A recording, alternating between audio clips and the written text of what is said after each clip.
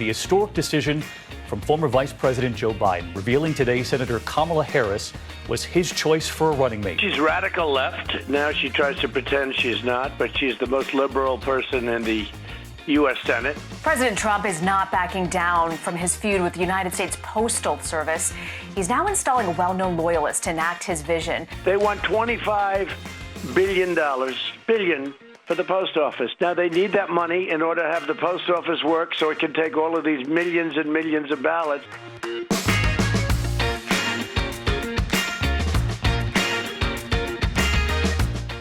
Welcome to Foursquare, the digital video show where politicos get together, chop it up on the news of the week. My name is Eugene Daniels. Joining me virtually, as always, are Tim Alberta and Ryan Lizza. Friend of the show, Elena Schneider, is stepping in for Laura this week. Hi, Miss Elena. Thanks for coming. Thanks for having me back. Today, you guys, we are going to start with the lightning round, which we don't usually do. Each of you have 30 seconds, 3-0, Ryan. I am timing you to pick the most important thing that Democrats need to do next week at the convention. Elena, I'm going to start with you as our visitor. Go. So the most important thing that Democrats have to do is to figure out a way to make a 4-day virtual convention actually exciting. That's without an audience, without any kind of crowd, without any balloon drops, without any in-person energy to really feed off of. And that's a really tall order. There was not much more embarrassing, or not embarrassing, but awkward, shall we say, in terms of watching Kamala Harris get introduced as the VP pick to total silence because it was a room of reporters they were announcing it to. So they've got to figure out some way to generate that enthusiasm without having any kind of in-person interaction. There we go. That was almost good. That was almost good. 5 seconds.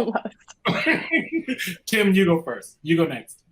It's not about what they need to do. It's about what they need to not do. They need to do no harm. This is not complicated. Right now, Joe Biden has been riding a 7 to 10 point lead nationally, a 4 to 7 point lead in most of the key battleground states. He's going to get a bump out of his vice presidential selection. This is equivalent to a football team that's sitting on a 2 or 3 touchdown lead at the moment. The only thing they need to not do is fumble the ball away and hand ammunition to the Trump campaign. Get out of next week unscathed. Can always depend on you for a sports reference. Welcome. Ryan, 30 seconds. Look, it's a referendum on Trump, and they have 4 nights, 2 hours a night to just make the strongest case they can on why he shouldn't be reelected, with a laser focus on his response to the pandemic. It's as simple as that. How's that for short? Oh my God. Who are you and what have you done with Ryan? We're going to have to make sure Laura sees this so that she knows that you can do it. That's her favorite. Mind blown. Exactly. The decision that we have all been waiting for, and it was a little bit too by Elena, the beef steaks. It's done. It's over. We can stop guessing who it's going to be because Vice President Joe Biden this week announced that California Senator and former rival and presidential candidate Kamala Harris is his running mate. A historic choice for so many reasons. She's only the 4th woman to ever be on a national major party ticket, the first woman of color to have that distinction, also the first person from an HBCU to be on a presidential ticket.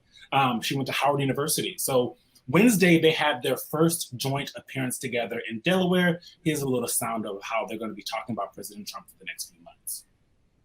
All across the nation, little girls woke up, especially little black and brown girls, who so often feel overlooked and undervalued in their communities. But today, just maybe, they're seeing themselves for the first time in a new way. And let me tell you, as somebody who has presented my fair share of arguments in court, the case against Donald Trump and Mike Pence is open and shut. Just look where they've gotten us. More than 16 million out of work. Millions of kids who cannot go back to school. A crisis of poverty, of homelessness, afflicting Black, brown, and indigenous people the most. A crisis of hunger, afflicting 1 in 5 mothers who have children that are hungry. And tragically, more than 165,000 lives that have been cut short. Many with loved ones who never got the chance to say goodbye.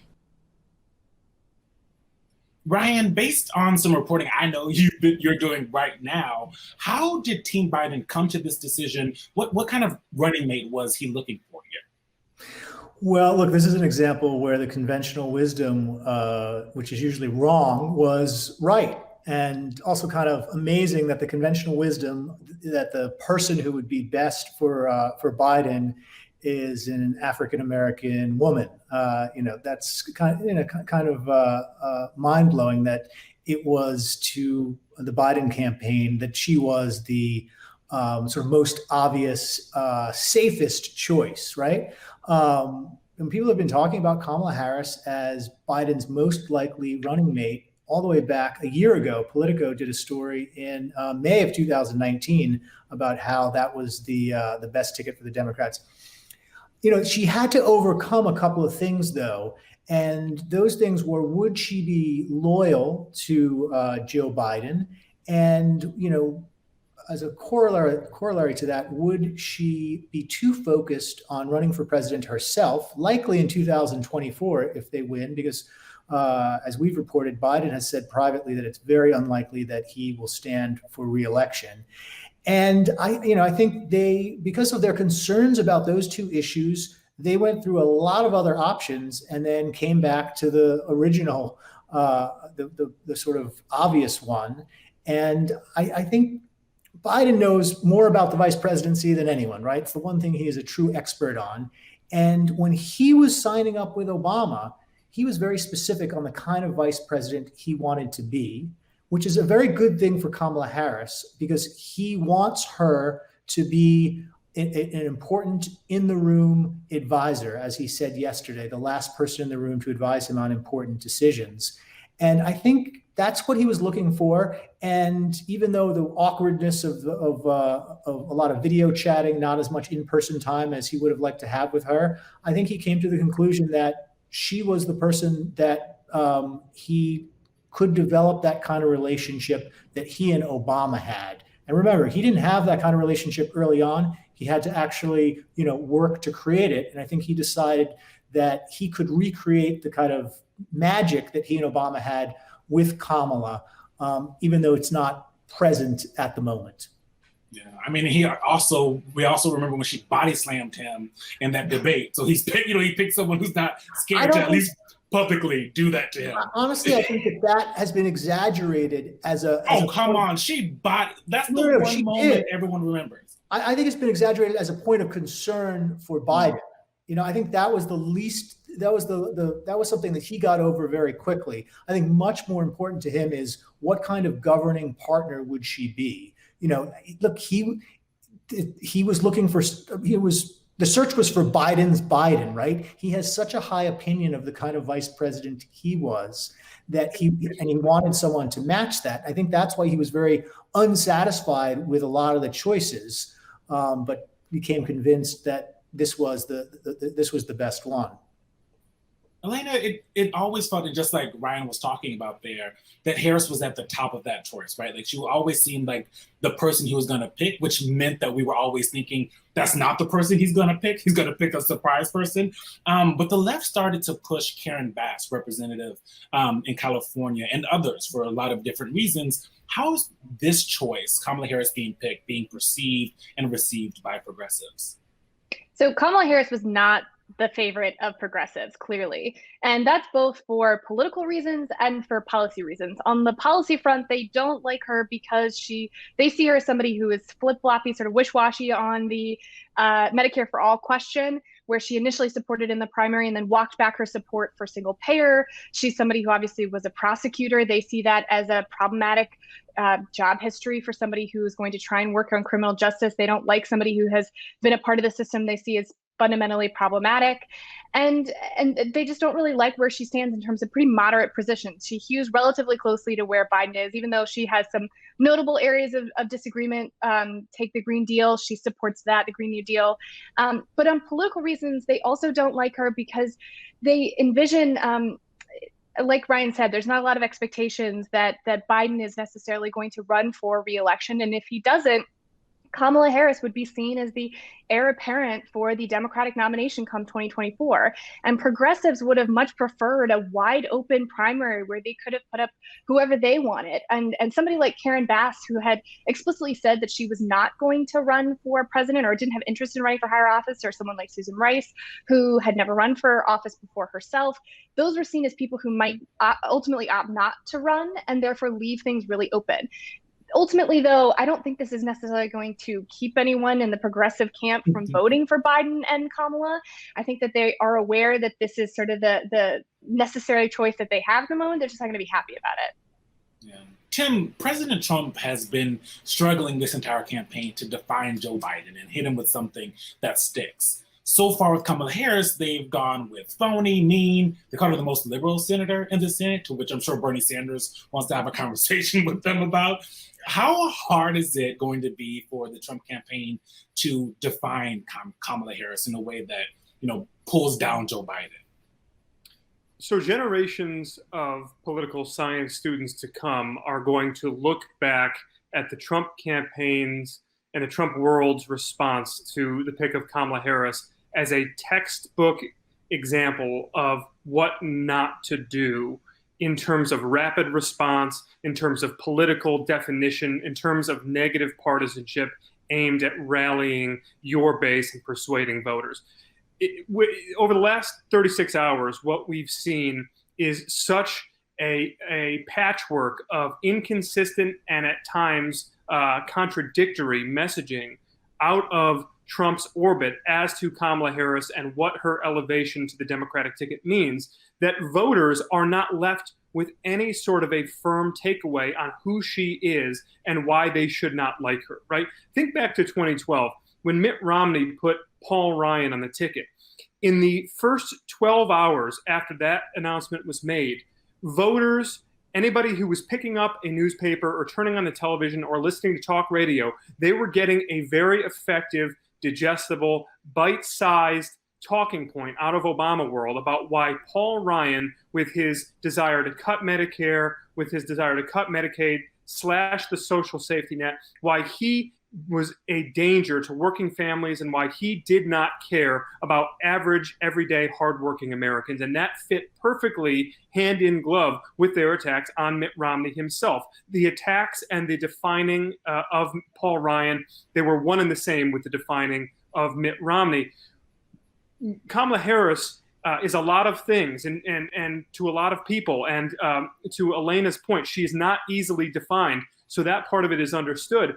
But to Ryan's point earlier, Republicans had to have at least suspected, if not known, that this was coming for a very long time. Everyone and their mother understood that Kamala Harris was the leader in the clubhouse. So for them to not have a ready-made answer to these questions about who she is, why she's a danger, why persuadable swing voters in affluent suburbs across America that have been bleeding away from the Republican Party, why she is the wrong answer for them this November. The fact that Republicans did not have those answers and did not have those talking points down pat and ready to go, rapid fire out of the gate, it's shocking. It's political malpractice. There's no excuse for it. Yeah, and I think too, well, I was just going to add, I think that's one advantage that Kamala really had over the rest of the VP field. She was somebody who was seen as not acceptable by progressives. So it's really hard then for Republicans to turn around and say, look, she's a tool of the radical left. The radical left doesn't want anything to do with her.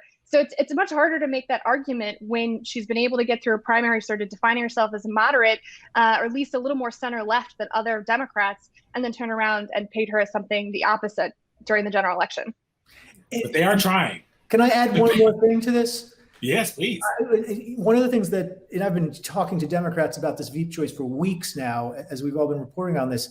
And one thing that's really interesting before and after Kamala, there was this conventional wisdom among a lot of smart Washington Democrats inside the Biden campaign and in the kind of outer rings that,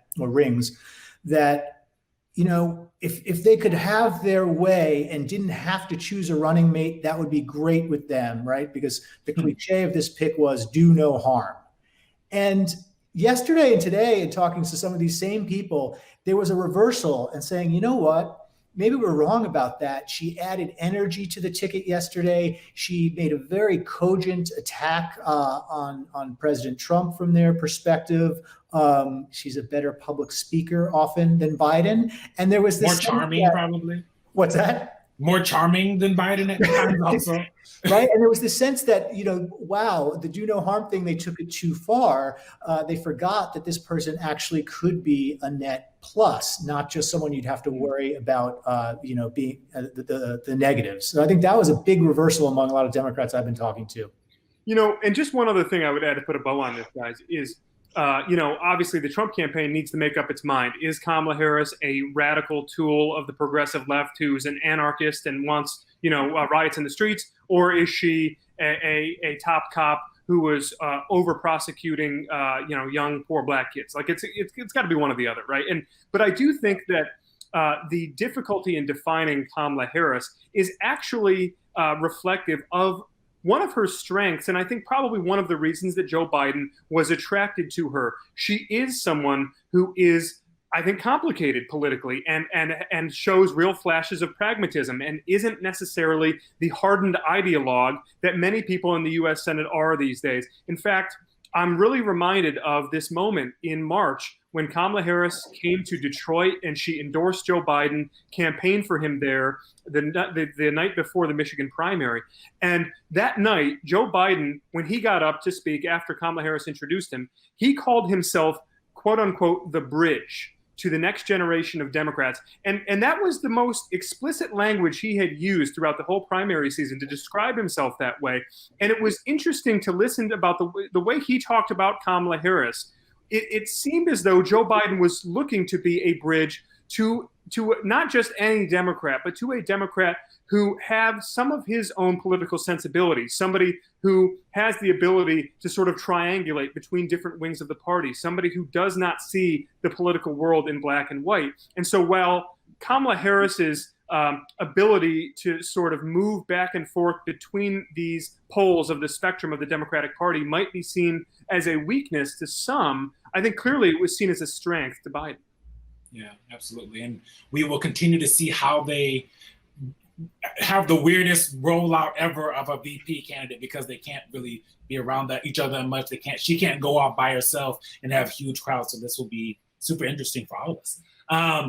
On to our second lightning round, my favorite, counter programming. You guys have 30 seconds. You did so well last time, the first time. Take our minds off of the wild world we're covering on this show and talk about some things that people aren't covering. Elena, we will start with you again. Okay, I'm going to cheat a little bit because it's still a little related, but it is a big number. So that's why I'm going to talk about it. Kamala Harris helped the Biden campaign raise $36.2 million. That's $1 million an hour since they announced that she was going to be the VP pick. And look, Joe Biden is known for not being a very good fundraiser. It has helped that he's the nominee who's running against Donald Trump. He's not hurting for cash, but she's going to help him make up those gaps and make up that huge cash gap that he had or is now narrowly closing with Donald Trump. And I think that she's really given him the shot in the arm in terms of fundraising that he desperately needed. Perfect. You're always at 34. That for last 4 seconds, you don't know where to get stopped from. I feel like I'm also. I'll work on typing it up. Yeah, exactly. Also, this is a new rule that it has to take everyone's minds off of politics. I thought it used to just be it has to be something that we're not paying. It can be. We can do that. Do what feels right to you. Y'all don't follow my rules, no way. So you might as well do it how you want to do it. Ryan, I'm going to go with you next. So this one thing that I think is worth keeping an eye on is this is going to be the fall of like every year in the Trump administration, the fall of tell-all books. And we have two big ones coming. One is the Bob Woodward sequel. His last book was Fear. This one is going to be Rage. It's also the season of single word book titles in the Trump era. And then we just learned that Michael Cohen, remember Michael Cohen, Trump's lawyer, has his book, which was tied up in the courts. His book is Disloyal, and that is available for pre-order now. They both promise to be explosive. Drama filled, it seems like, especially that Rage is such an intense title for I know. What's the third in that series? Rage? I know. I'm scared to go because we went from fear to rage really quickly. So the next one will be pretty terrifying. Tim, Denial, acceptance. Denial. Exactly. Maybe it's a quartet of books. Yeah, exactly. He signed Go ahead. a 4-book deal. Oh, there you go. No, that was a joke. Tim, go ahead. Oh, a dad joke from Tim. Not a dad Go. joke. Your turn. It was a dad joke. It was for sure.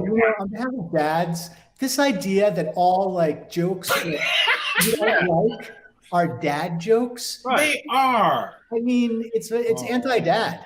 It is. It's anti-dad. It's Back me up on that. It's Elena and I don't agree with you. White dad.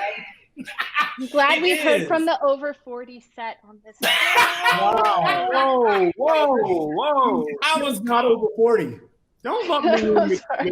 He wears vests and polos and cargo shorts. Tim, do you own cargo shorts? Bro, like I'm not wearing cargo shorts right now. See, might as well be over 40. What is your counter programming? The gentleman reclaims his time. You already know where I'm going. Let's talk sports. And it intersects with politics. You had several Power 5 conferences announcing this week that they are not going to play college football this fall. And you have the President of the United States and some other prominent Republican officials pouncing on that, trying to make it into the latest culture war. The problem, of course, is that it's too late. You've had months of mounting evidence that these schools, these commissioners, these athletic departments are looking at to make these decisions. Had lawmakers turned up the heat a long time ago, then this could have been a real political football. There's a dad joke. Instead, that was a bad dad joke. The game is basically over at this point. It's going to be interesting to see, though, whether or not it can be effectively politicized by Trump to say, look, these people want to fearmonger their way through the fall. But a lot of Democrats can say, look, if Trump had done his job, we would have football right now. I thought it was supposed to be 30 seconds. It was, but I bullied him about his cargo shorts, so I gave him really. an extra 10, 11 seconds. I know. How long was it? That's not fair, Ryan. Tim, what are you going to do on Saturdays now? Get bossed around by my wife, rake leaves, I don't know. Good, exactly. In your cargo shorts. Yeah, in my cargo shorts. Full circle on this show. For months, President Trump has railed on both the Postal Service and voting by mail, among other things. Now those fights are starting to come together. He got rid of the Postmaster General and instated Louis DeJoy, a man who has given the Trump campaign lots of money. He and his wife also have millions of dollars in investments to USPS competitors or contractors. DeJoy almost immediately began to displace the top 2 executives that deal with the day-to-day of the USPS and also put forth some cost-cutting directives that have been hit on by critics. Today, the president made pretty clear why his administration wants to starve the Postal Service of funds on Fox Business. Take a look. They want $3.5 billion for the mail-in votes. Okay, universal mail-in ballots. $3.5 trillion. They want $25 billion for the post office. Now they need that money in order to have the post office work, so it can take all of these millions and millions of ballots. Now, in the meantime, they aren't getting there. By the way, those are just 2 items. But if they don't get those 2 items, that means you can't have universal mail-in voting. Ryan, this is something that we've really never seen. I feel like that's a statement you could say almost every single week around here. But this kind of attack and this kind of, it's like the perfect example of saying the quiet part out loud. How big of a deal is this? Because, based on what I just told everybody in that statement, it doesn't feel like a hypothetical. Well, the combination of failing to stop the pandemic, right? Failing to solve the problem of the pandemic before Election Day, and then simultaneously discrediting mail-in balloting is, quite a combination for a president. I didn't stop coronavirus, but I also don't want you to be safe about how you vote and mail it in. It's better for you to go in person and stand on a long line with a bunch of people. That is nuts, right? That is just nuts. And the effort by the President of the United States to discredit our democratically arrived at balloting procedures, right? States are free to do it how they want. These are states with legislatures and governors who decided on this.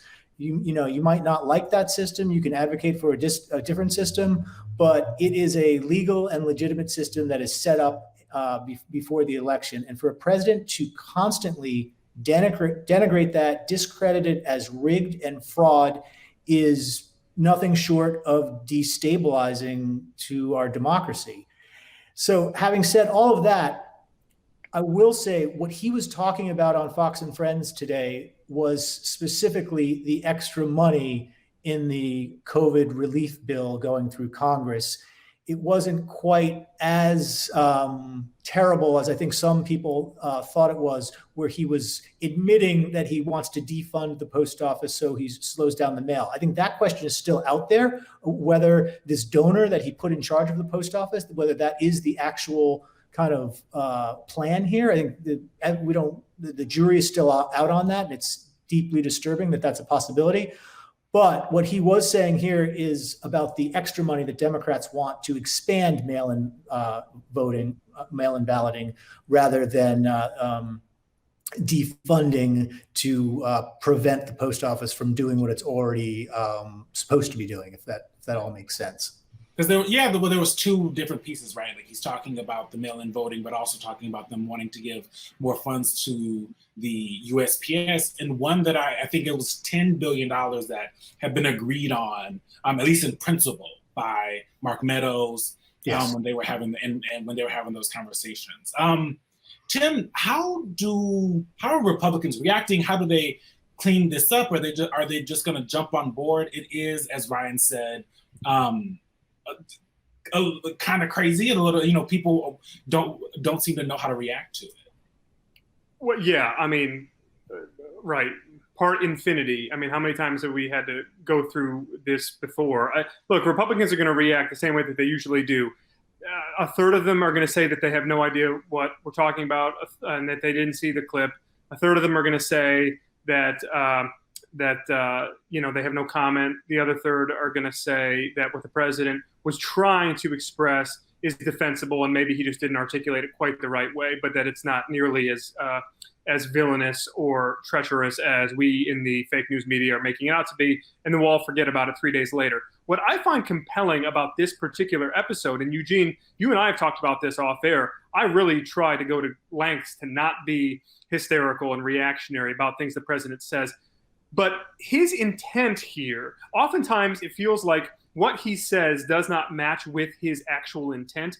I think this episode felt a little bit different in that regard. I actually think that when you piece together what he was saying this morning and the context in which he was saying it, his intent seems to match with the words that you sort of glue together from his comments, which were basically saying that I am willing to sabotage the Postal Service to keep Democrats from realizing their goal of having this wildly expanded mail balloting system, right? A mail balloting system that he believes poses an electoral threat to his reelection chances. And if in fact that's what he's saying, that's crazy. I mean, that's beyond the pale of almost anything else we've seen or heard out of this administration. And by the way, can I just take a quick moment as an aside to say, big time wealthy billionaire donors, they used to buy an ambassadorship to the Holy See, an ambassadorship to Greece, so they and their spouse could dine with royalty and have a villa in a castle overlooking the ocean. Who the hell buys their way into being Postmaster General? This is the most Trump era story I've ever heard. It's completely bonkers. Yeah, too much work. You actually have to do a lot more work than you would if you're just hanging out. Right. I would take an ambassadorship anywhere over the USPS, and especially currently in this cycle. Elena, two questions, I guess, in one for you. So you hit the jackpot. How are Democrats reacting to what the president said this morning and kind of this line of events? And even more importantly, what could they even do about it at this point? Well, one, not well, and two, not much. On the first point, they're accusing Trump of voter suppression. You're seeing that coming out of the Democratic Party in a resounding volume. And he's doing this because he's scared that he's going to lose the election. And when Biden was asked about it earlier on Thursday, he said this is, quote, pure Trump. He doesn't want an election. And look, we've seen this bearing out in terms of party affiliation and polling too. I mean, a Monmouth University poll found that 72% of Democrats are either likely or somewhat likely to vote by mail compared to 22% of Republicans. So it speaks to, as Tim and Ryan both said, I mean, they're hitting on something here that is critical, that cuts to the core of how things are going to go down in November. But the problem is, when you get to your second question, there's not much that Democrats can really do about this. I mean, as you noted, this is hung up in congressional negotiations over a spending package to continue to address coronavirus. And I think that more than anything, what this sort of moment shows for Democrats, and probably for Republicans too on the Hill, is that the chances of this spending deal moving forward are getting dimmer and dimmer by the day. And this is just more evidence that they're further apart than what people even expected, or at least further apart from what Trump is willing to sign. Yeah, absolutely. And, speaking of that COVID relief bill, this is probably not going to help that. And in America, we're at 5.2 million cases and 166,000 deaths and counting. We didn't cover that today, but that's an important note we want to make sure people know. Can I throw in one thing to Elena's point there a minute ago? I was looking at some of the numbers, crunching the data in Michigan after the primary here last week. And in Livingston County, which is the premier conservative stronghold in Southeast Michigan, big, affluent, college-educated, but still culturally conservative area where Republicans really need to juice their margins this fall to have a shot. Republicans were voting by absentee versus on election day at about a 1-to-1 ratio. Democrats were 5-to-1, 5 times more likely to be voting absentee than in person. That is a terrifying number for Republicans, because it just demonstrates how uncomfortable so many Republican voters are voting absentee, in part because of the message they're hearing from the administration. Yeah. So much going on. Has anyone been able to sleep for like the last 6 months? No, just me. Thanks, you guys, for joining us. As always, we love it. But be sure to tune in next Tuesday, Wednesday, and Thursday at 8:30 Eastern. We will be live. They are trusting us. That is a bad idea. It will be during Politico's extensive coverage of the Democratic National Convention. So we will see you guys then. Wear some pants, Liza. See what I'm talking about?